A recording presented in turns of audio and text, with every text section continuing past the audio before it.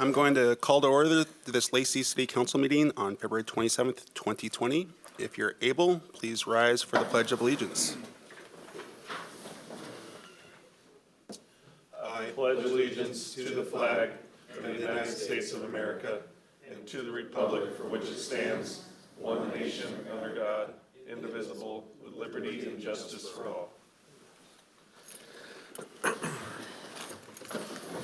Is there any changes to tonight's agenda? Seeing none, can I get a motion to approve the agenda and consent agenda items? I move to approve the agenda and consent agenda items. Second. It's been moved and seconded. Is there any discussion? Seeing none, all in favor of the motion signify by saying aye. Aye. Any opposed? The motion carries. We have an agenda.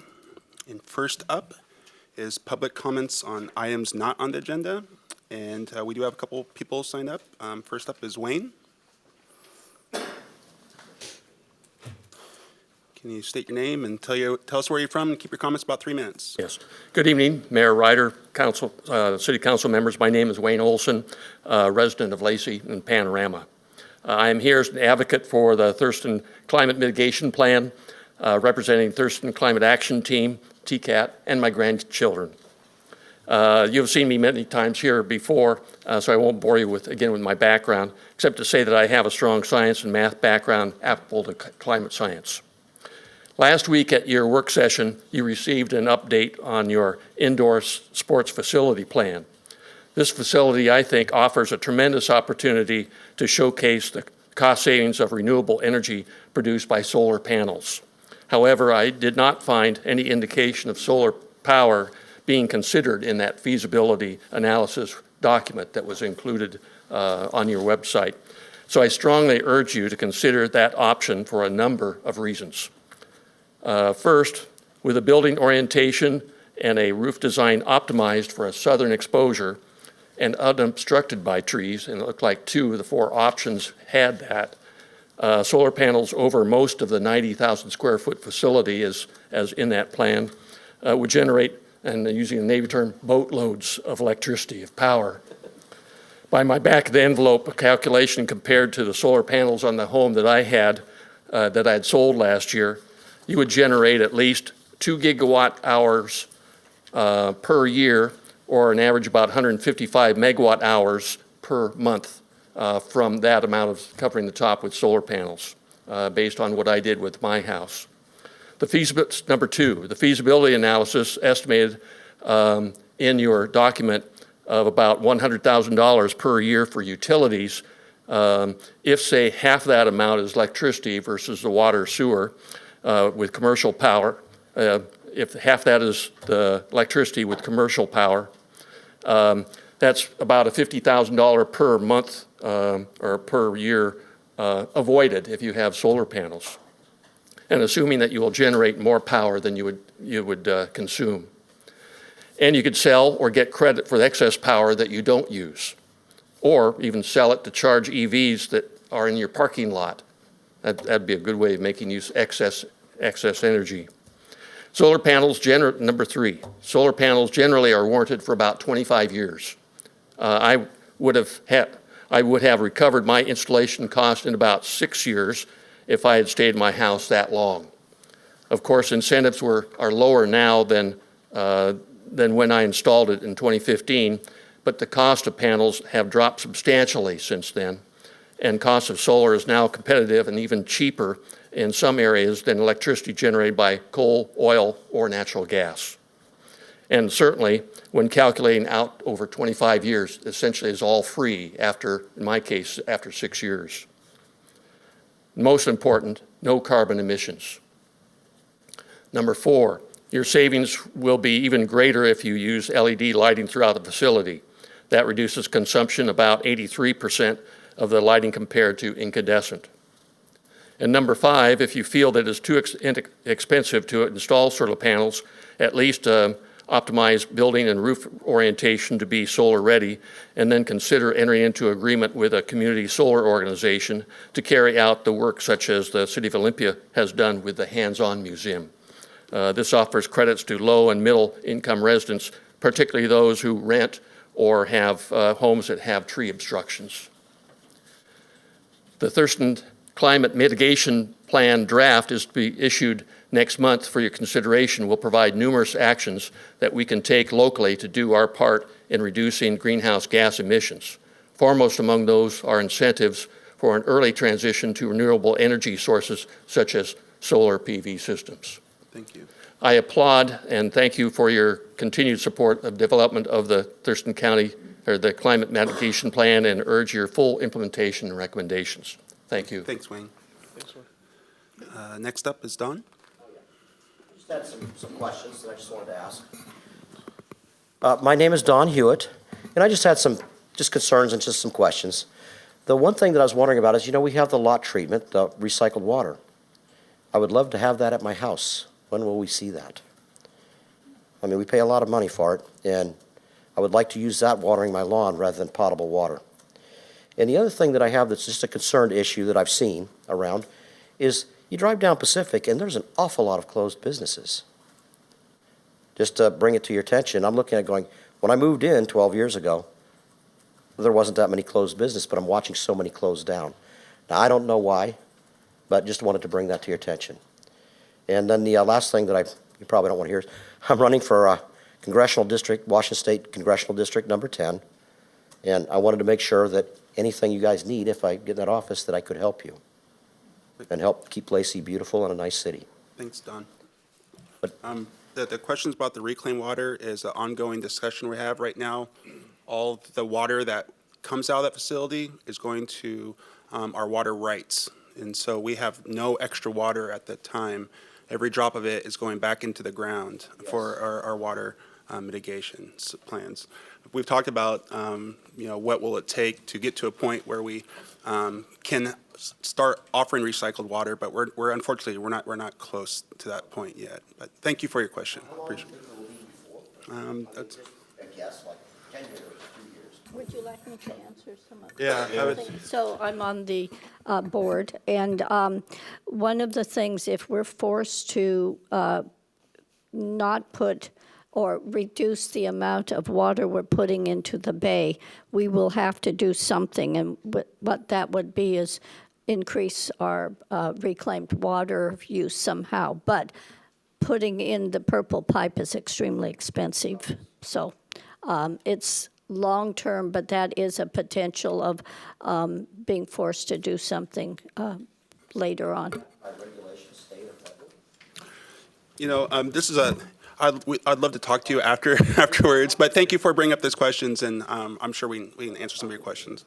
Is there anyone, What was his name again? Don Hewitt, Don Hewitt. is there anyone else wishing, please?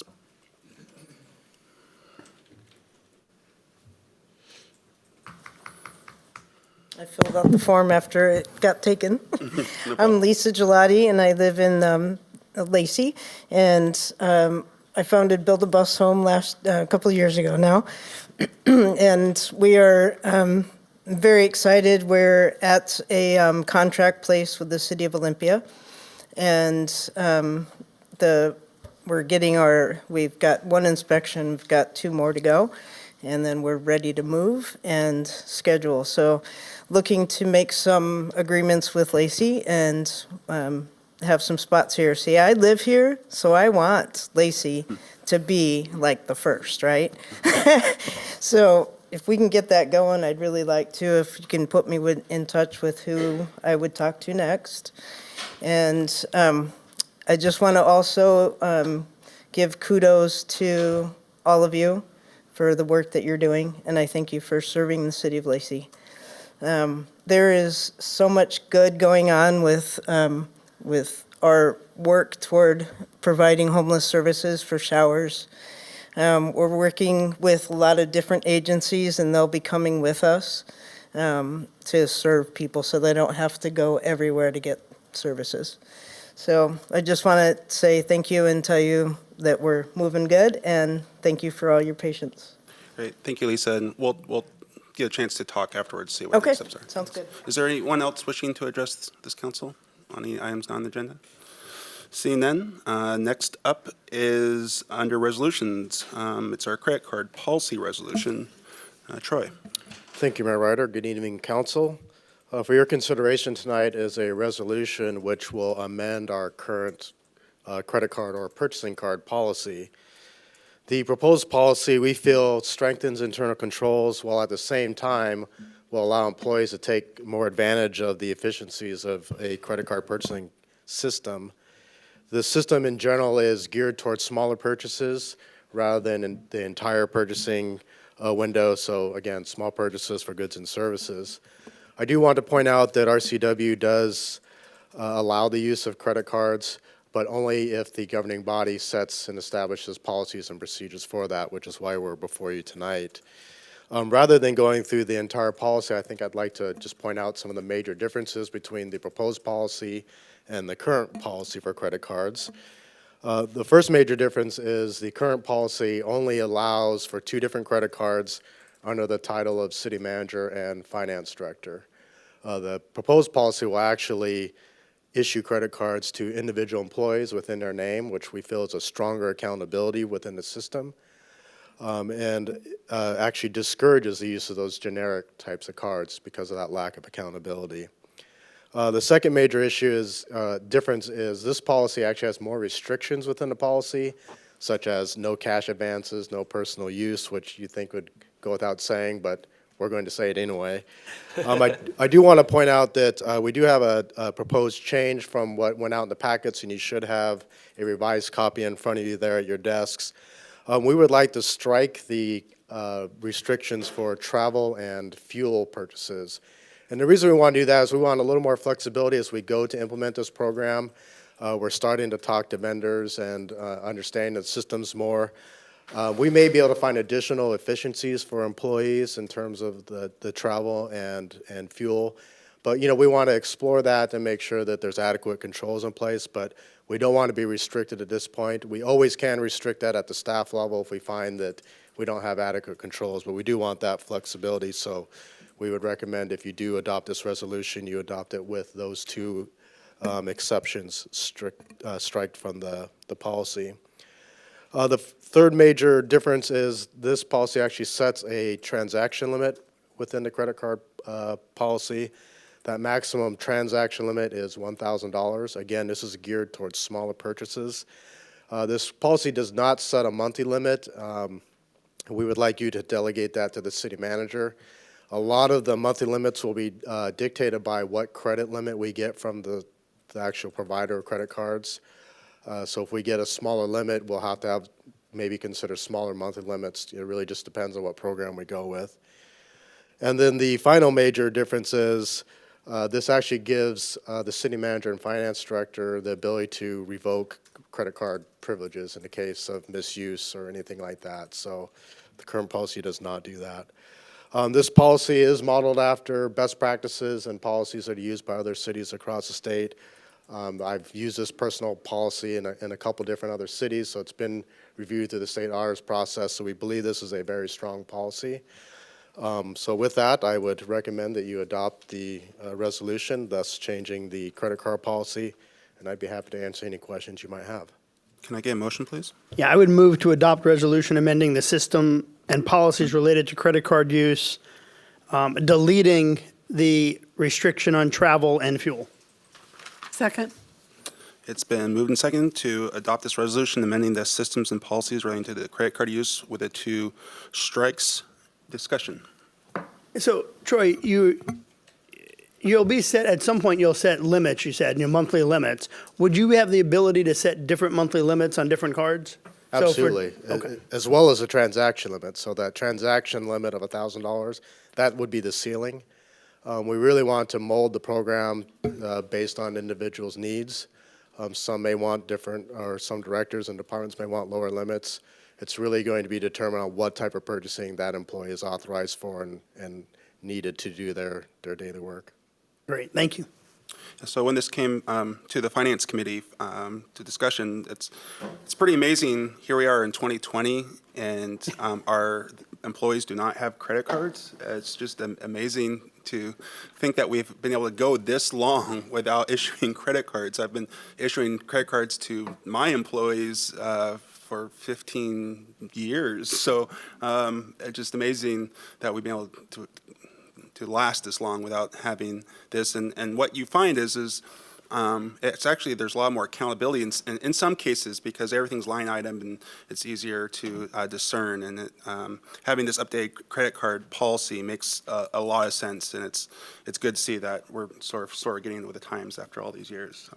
I work for a company with 5,000 employees, and every one of them has a credit card. Yeah, Most of us have two, because you have a separate one for gas, so. Yeah. Is there any other discussion? Seeing none, it's been moved and seconded to adopt this resolution amending the systems and policies related to credit card use, deleting the two items under card restrictions, the travel and the fuel. All in favor of that motion signify by saying aye. Aye. Any opposed? That motion carries. Great, thank you for the support. So next up is the mayor's report, and I just have one item. So as this council, I think, is aware of, we have a regional public facilities district, and each of the cities who are involved has a representative, and then there's a representative, and that large representative, who's actually, that spot's been open for a while. And so we've been trying to find someone to fill that at-large position, and luckily, we finally reached out to former Mayor Nancy Pearson, who's now Nancy Clauson, and asked her if she would please be that large member. She was very instrumental at helping us get the public facility district negotiated to begin with. And so this is really right up her alley. She's thankfully has agreed to be the regional representative, and I think will serve the public facilities district very well. All the other jurisdictions have already taken up this item. I think Lacey is the last to do it. So it's my motion that we reappoint Nancy Clauson to the Capital Area Public Facilities District. Second. Is there any discussion? She was also a planning commissioner. She was. So, any other discussion? Seeing none, it's been moved and second to appoint Nancy to the Capital Area Regional Public Facilities District. All in favor, say aye. Aye. Any opposed? That motion carries. Thank you. That's in my report. City Manager. Honorable Mayor and City Council. So one item before you, which is project approval for Capital City Golf Course. This is the east phase of the water and wastewater improvements, and Jason Kashani, the project lead, will give you information on that project.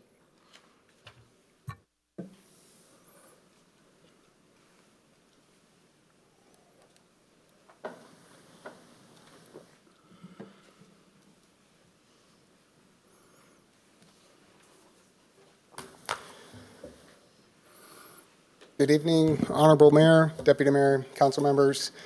City staff recommends award of Lacey contract number PW 2020-02 to low bidder South Sound Contractors of Lacey, Washington in the amount of $955,000, $949.42.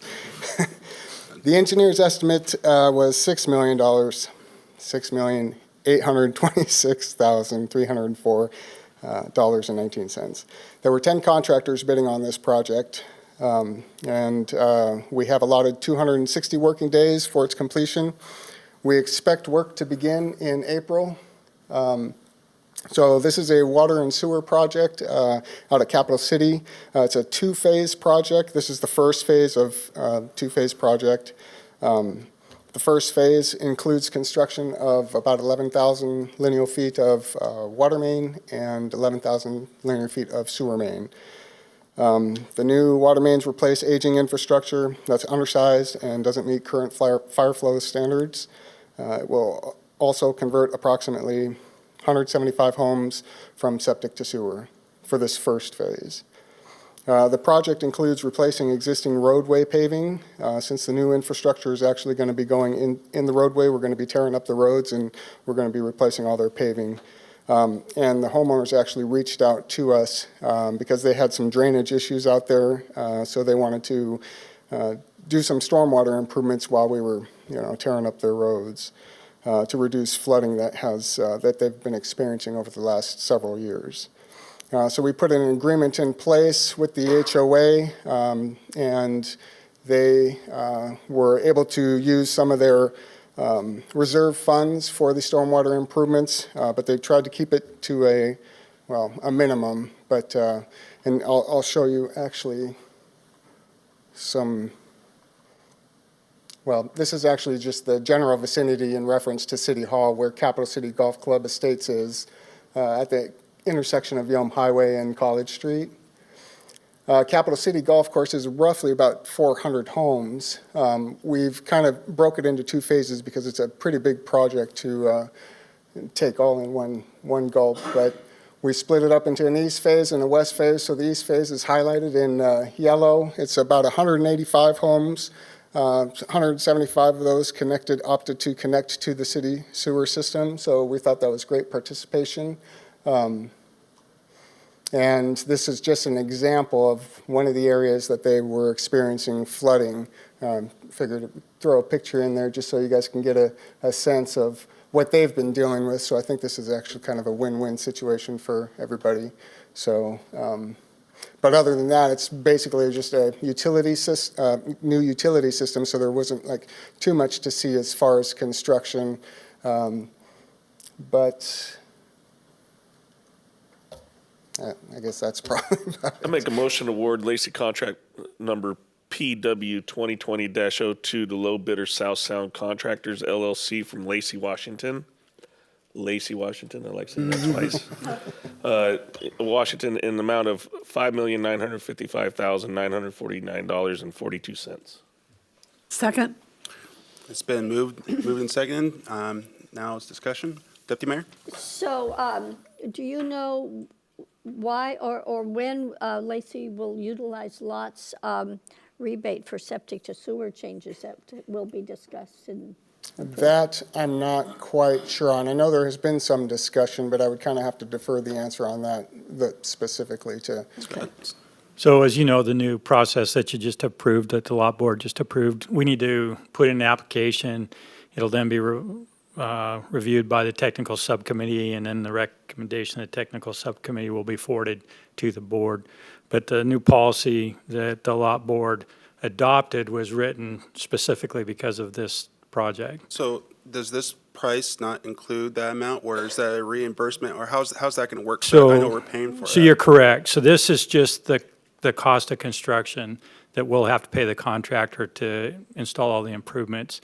So the combined Lacey and lot connection fee is about $10,000 per connection. So that would add up to about $1.75 million. The rebate will be for 50% of lots. So that'll save us over $500,000, about $545,000.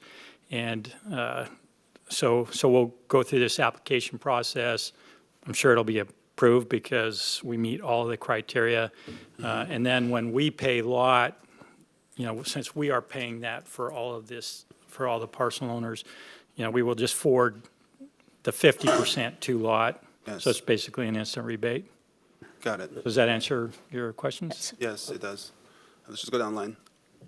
I just want to mention, I think it's noteworthy that the engineer's estimate was beat by $900,000. So, that adds to less of a burden. Mm-hmm. So just a quick question. You said there 175 homes were connecting, right? But there's actually 195, so you have 20 that aren't. Those 20? I believe it's about 185 in the first phase 180. total, and 175 connecting. So only 10 that aren't. Right. I think we were floating a little above 90% participation from the community. Excellent. So those 10, though, at a later date, if they wanted to, they can, just Yes. at their own cost, correct? Yeah, we are actually going to be stubbing for future connections. Some people just replaced their septic systems out there, and they didn't see quite the value in making the connection at this point. But the stub will be there for future connection. Perfect. Thank you very much. Welcome. And this is for Scott. Am I remembering correctly that when you all did the work on Yelm Highway this past summer, that you all got some of the water sewer line laid along Yelm Highway? No, so the the work that was done along Yelm Highway this summer was just adjusting water valves in advance of the big Super T project for the overlay. So that was strictly waterline work that was occurring there, or Okay. valve work. Dang, I thought we just had this great foresight going, but thank you. Well, we did actually abandon an old main and stubbed out a new connection at the intersection of Armour and Yelm Highway for this water main connection. Right, but there will not be a new main installed in Yelm Highway, is that correct? Yeah. So we won't be tearing up our brand-new pavement, so. Good. So I wasn't even going there. there is one undeveloped lot in Cap City, and I know a couple years ago, the owner of that property was desperately wanting to connect. Right. Are they being connected in this phase, or? So they're in the second phase, and actually there's a few undeveloped lots throughout the neighborhood. 3 of them are actually part of Capital City's parking lot. Okay. And one of them is owned by the same property owner. They own back-to-back lots, and their rear lot is just undeveloped. But I believe the one you're talking about is off of 66th Avenue in the first phase. It's, I think, one of the lots right up a Yeah, second lot that over sounds about there. right. Yeah, and yeah, that one was a little unique situation because they didn't have a septic tank to actually abandon. But Yeah. we are actually, I mean, the new main is going into the road, and we're going to be stubbing for that future connection. So we're saving them a lot of money in Yeah. developing that lot. Yeah, that was a big issue. That's a long story, but they're going to be very happy that we're doing this. The only other thing that I think we haven't discussed about as a council, and I think maybe we'll have a chance to talk about this tomorrow at our all-day retreat, is annexation of this. And, you know, I was actually hoping we were going to have a conversation ahead of this, because right now, here we are doing all this work for Cap City. And since this is in the county is going to be getting the 100% of the sales tax going to this project. So, you know, we're losing about 50 grand worth of sales tax revenue by not annexing this area. And if we are going to annex, we're planning to annex in the future. It's just, I think it'd be nice to have some coordination to sort of do that. But I think we're going to be too late, obviously, on this first phase, but I think that maybe there's something that we need to talk about for the next phase. I just didn't, you know, that could have been an extra $100,000 to the city of Lacey, and I wish we could have been on top of that, but it is what it is. We can leverage that information for future funding of like the Lacey Veteran Service Hub or something. Yeah. Anyway, it's something for maybe we can have a further discussion tomorrow at our council retreat. Is there any other discussion? Seeing none, it's been moved in second to award this Lacey contract to the low bidder, South Sound Contractors. All in favor of the motion, signify by saying aye. Aye. Any opposed? That motion carries. Thank you. Let's see. Next up is standing general committees. First up is the Finance Committee, which met back on February 6th. We had several items. The first item we discussed was the Lakers Makerspace update, which we've already actually took action on last council meeting. And then we had an update on the credit card policy we just took action on. And so the last item was the 2019 fourth quarter investment report.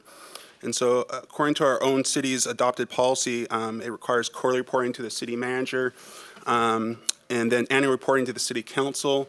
Last year, we asked as a finance committee if we could get a biannual review. And so this is part of the biannual review to the finance committee. It's going over the fourth quarter investment report.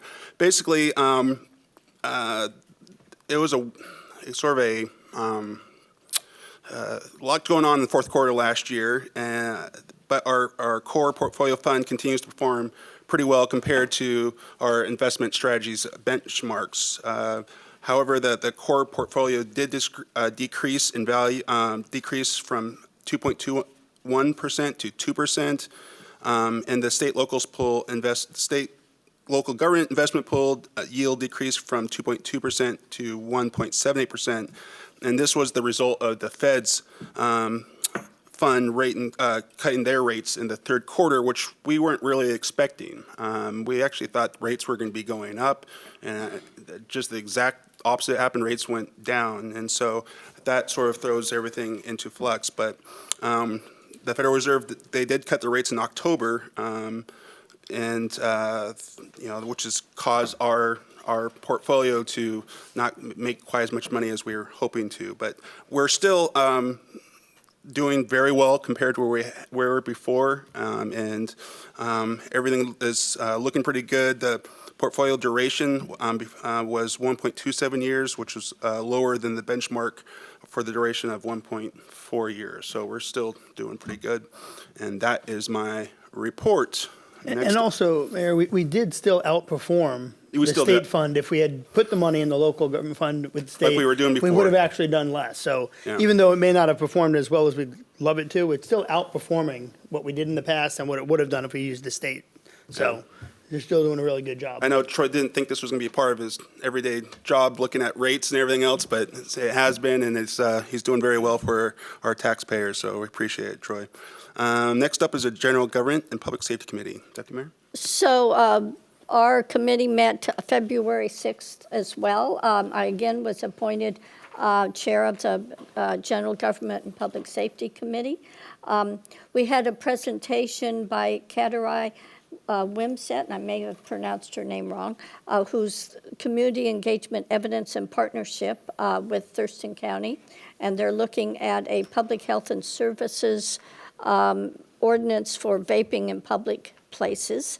And her presentation talked about the vaping epidemic among youth. And on January 1st, 2020, a new law went into effect in Washington State that makes it illegal to sell tobacco and vapor products to anyone under the age of 21. And the new law is intended to reduce the number of youth who develop a lifelong addiction to nicotine. Thurston County will be proposing a vapor product regulations with similar language as the tobacco law and will be made part of Thurston County Sanitation Code. The second item was the overview of building department services and given by Wade Duffy, our building official and fire marshal. And staff provided an overview of the building permit process, types of permits, and what triggers a permit. And that's really helpful because sometimes you know they do this, but you don't really know the nitty-gritty information about it. The inspection process is required when the proposed work is completed and before moving to the next phase of the project. And if an inspection fails, a correction report is issued with the noted discrepancies, and the project cannot proceed until passing a reinspection. In 2019, staff completed 9,346 inspections, so they were very busy. A certificate of occupancy, which they call a CO, is required at the completion of a new commercial project, new tenant improvement, and any commercial change of use. And then new single-family residential projects receive a certificate of final inspection once assigned departments have completed and approved all of their inspections. So that was very interesting, and we learned a lot. And what I didn't hear was how many of the inspections failed, or at least not on the report, and I forgot, which is possible. But I think the majority of them, because they keep up on the inspections, that number of failures is probably very reduced. So, and that's my report. Thank you, Deputy Mayor. Next up is the Land Use Committee. Councilmember Cox. Okay, February 6th was the day of meetings. Land Use Committee did meet on February 6th, and our single topic was periodic update of the Shoreline Master Program. This was Planning Manager Ryan Andrews and Planner Jessica Brandt working with us. Just a little background for those who may not be familiar with the Shoreline Master Program. This is required by the state's Shoreline Management Act, And cities and counties both are required to review and revise their shoreline master program on an 8-year cycle that was established by the state legislature. So starting just this past December, Lacey started the periodic review. Our first shoreline master program was adopted in 2011, and it included the shoreline restoration plan and cumulative impacts analysis for Lacey shorelines. We completed a minor update in 2015 to comply with state changes to wetland regulations.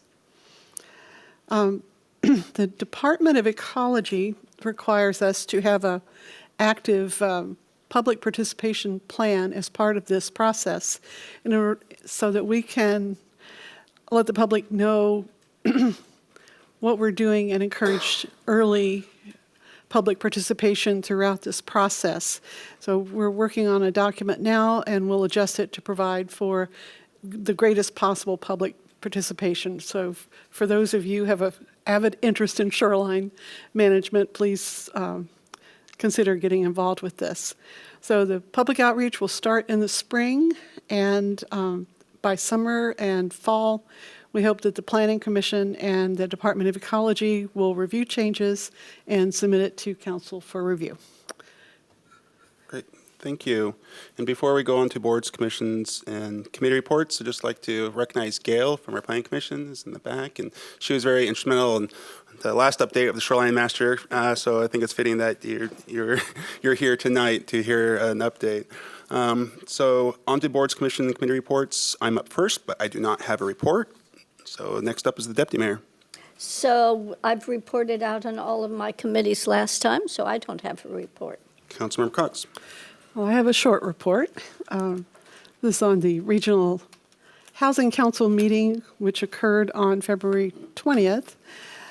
The primary topic of discussion was on governance and how this new organization might be merged with the existing Health and Human Services Council. The membership on both is largely duplicative, which is actually a good thing because a lot of work that's gone on in the past in terms of getting grants, recommending different projects for federal and state grants, as well as locally generated dollars, has been the work of the Health and Human Services Council, and we want to retain that expertise.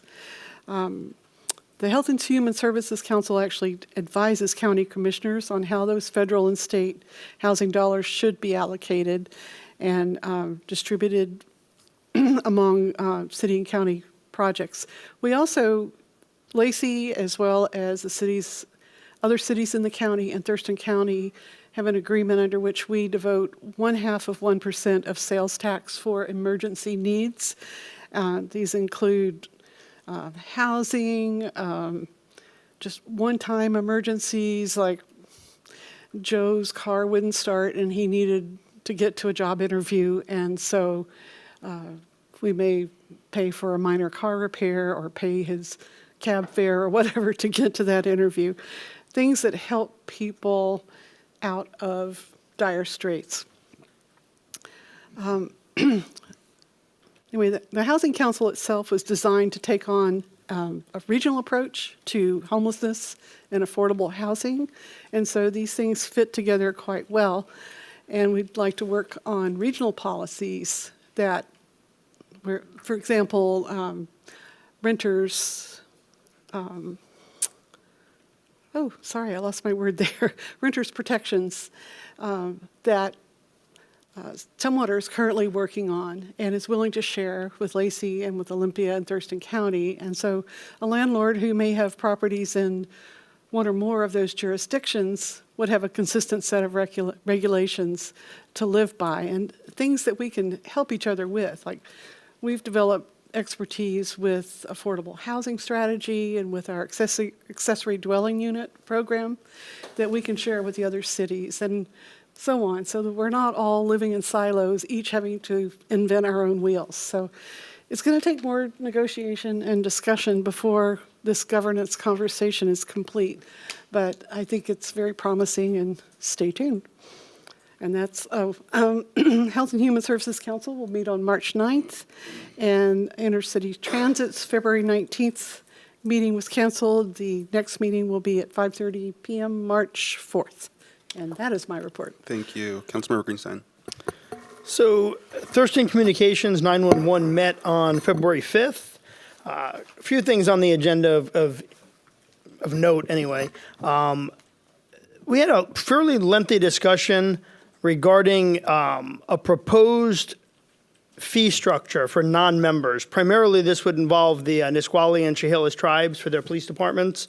But after a lot of conversation on it, we've sent it back to staff for further work because we just weren't happy with the proposal, so it wasn't, we don't think it was quite ready for prime time. We also had a presentation from the proposed facilitator for our 3-day planning retreat. This idea was also rejected and sent back to staff. The council didn't feel that a 3-day retreat was warranted for the function of what we do at TCOM. Particularly since one of those days was devoted to mission and vision and that sort of thing. And the mission is pretty clear, right? It's 911 service, so the mission is to make sure we take the calls and get the appropriate help to people as fast as possible. Didn't think it required a full day of discussion for the mission part of that. Jeez. So we're going back to the drawing board on that one a little bit. And then lastly, we authorized the hiring of 2 additional staff for the new radio system, which will require some more technical skill and a couple of people there. So that is my report. Thank you. Councilmember Miller. Let's see. I delivered a report on 3 of my committees on the 13th, but one of them did meet between then and now. That would be Thurston Thrives. We met on the 24th, this past Monday, from 3 to 5. We had a presentation, a lengthy presentation from University of Washington doctorate in psychiatry and behavioral sciences, Dr. Jason Kilmer. We went over at length the correlation between binge drinking and what it does to youth, and how many, confess to drinking, and the correlation between the drinking and their grades, the correlation between marijuana and the youth, and how they perform in school, how they perform in life. And he provided a lot of different information and graphs and charts, and showing the effects that it has, and how fewer of them graduate and so on, and how it the funds that we thought were going to be used to be for public use for roads and these types of things just hasn't, in his estimation, been really used for the purposes that they were designed. All in all, we spent about an hour and a half on that and just went into some discussion afterwards. So nothing further to report there. And that is my report. Thank you. Yeah, those statistics are kind of scary when you get into them. Next up is Councilmember Stedman. Thank you, Mr. Mayor. The Community Action Council met on February 26th, yesterday at 5:30. But prior to that, at noon, the Finance Committee met, which I chair, to look over a financial report and review our last year's audit. Part of the audit was 2018 was just under $13 million, or our financial position anyways, the statement, and it almost mirrored identical to this year. I think the difference is like $45. We did increase $250K in cash for a total of $1.2 million in cash, but that's all required by law. Getting to the scheduled findings and question costs for fiscal year ending September 30th, 2019, in Section 1 of the summary of the audit's results, the financial statements, there were no material weaknesses and no significant deficiencies identified, and no non-compliance material. When it came to our federal awards, there are no material weaknesses, no significant deficiencies identified, and no audit findings disclosed. They did take a deeper dive into a couple programs, over $700,000 or $750,000. The LIHEAP program, which is Low Income Housing Energy Assistance Program, and Community Services Block Grant. In those findings, it was identified as a low-risk audit. There was no findings. And in Section 2, there was also the financial statement findings. There were none. And the federal award findings and question costs, there were none. So it was a very clean audit, as usual. The Community Action Council takes a lot of pride in, years and years and years of clean audits and good financial housekeeping. So that was our finance committee meeting that we had at noon that day. And of course, we went over that at the regular meeting, and it passed without any issues. The only other thing I had to report was under good of the order. There was the homeless census. They just noted that 30% of the 30% of the homeless locally are local. 17% are from the surrounding region. It could be Thurston County, it could be Mason, it could be Lewis. And then the remaining 43% were out of the area. So there's a common misnomer out there that most or the majority of the homeless population is from out of the area, which is not the case. That is my report. Great. Thank you. Councilmember Kunkel. Thank you. So for the Olympia Lacey Tumwater Visitor and Convention Bureau, our first board meeting will be on March 17th, St. Patrick's Day. I'm looking forward to that. Lacey South Sound Chamber will have our city manager, Scott Spence, as a keynote speaker for the next chamber forum, Wednesday, March 4th. I'm looking forward to seeing you there, sir. And he will be sharing the state of our city. And that is all I have. Well, great. We've reached the end of our agenda. Mr. Mayor, yeah. could I just make one quick announcement? Just a reminder to everybody here and those watching at home, we are switching over this weekend to daylight savings time, so please remember to set your clarks. I thought it's next. Don't get caught. Is it this Sunday or is it next Sunday? I believe it's this Sunday. I think 2 o'clock in the morning on. they moved it up this year. Oh, good. Well, that makes me feel a lot. Make sure your phone is automatic. I had no idea. So the reason why this is such a big deal is because for the last 9 years, the deputy mayor and I have been going to DC on daylight savings. And so we lose 3 hours going to DC for the conference. And then the next day we have meetings and we lose the 4th hour. And so I always have a breakfast on that Sunday at 8 a.m. It's like at 4 a.m., local time, and I walk into it as a zombie, and so it's good to see at least I'll have a week to adjust, and I only lose 3 hours and not the 4th hour. So that's really good. Just a reminder to the public and to our council, we have our annual retreat tomorrow at the South Puget Sound Community College Lacey's campus. Please be there by 9 o'clock sharp. It'll go from 9 to 2:30, and we discussed our agenda, last week's work session, and so I really look forward to going through it and setting some council priorities for the upcoming year and taking a looking how much we've accomplished really over almost the past 10 years, and so it's going to be a really good retreat, and I look forward to it. You have anything to add to that? Yeah, if you could show up at 8:30, there will be coffee, just so I don't panic. Just make sure we start on time. Yeah. We'll see. I'll be there by 9. So that's tomorrow. Let's see. I guess that is it. So we've reached the end of our agenda, and as always, you keep it classy, Lacey, and I'll call this meeting adjourned.